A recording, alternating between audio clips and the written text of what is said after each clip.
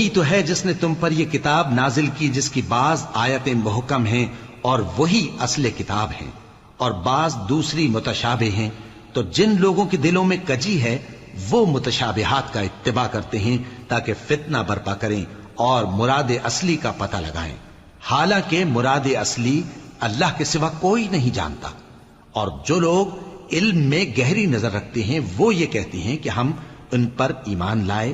یہ سب آیات ہمارے پروردگار کی طرف سے ہیں اور نصیحت تو عقل مند ہی قبول کرتے ہیں۔ اے پروردگار، جب تو نے ہمیں ہدایت بخشی ہے تو اس کے بعد ہمارے دلوں میں کجی نہ پیدا کر دیجو اور ہمیں اپنے ہاتھ سے رحمت عطا فرما، تو بڑا عطا فرمانے والا ہے۔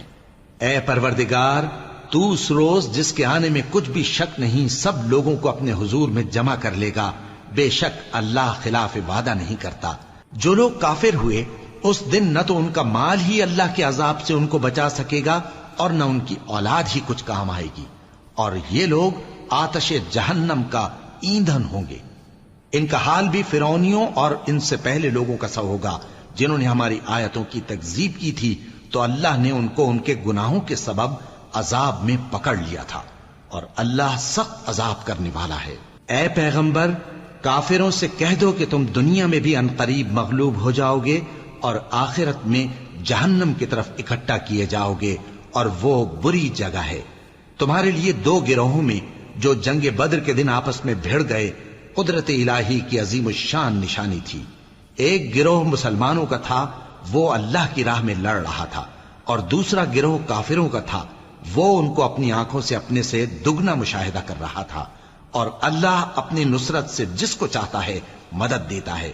جو اہل بصارت ہیں ان کے لیے اس واقعے میں بڑی عبرت ہے۔ لوگوں کو ان کی خواہشوں کی چیزیں یعنی عورتیں اور بیٹے اور سونے اور چاندی کے بڑے بڑے ڈھیر اور نشان لگے ہوئے گھوڑے اور مویشی اور کھیتی بڑی زینت دار معلوم ہوتی ہیں، مگر یہ سب دنیا ہی کی زندگی کے سامان ہیں اور اللہ کے پاس بہت اچھا ٹھکانہ ہے۔ اے پیغمبر، ان سے کہو کہ بھلا میں تم کو ایسی چیز بتاؤں جو ان چیزوں سے کہیں اچھی ہو؟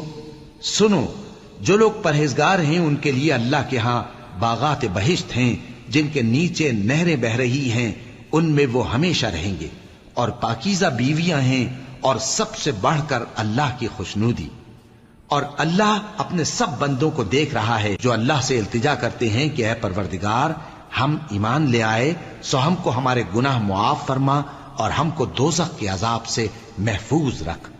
یہ وہ لوگ ہیں جو مشکلات میں صبر کرتے اور سچ بولتے اور عبادت میں لگے رہتے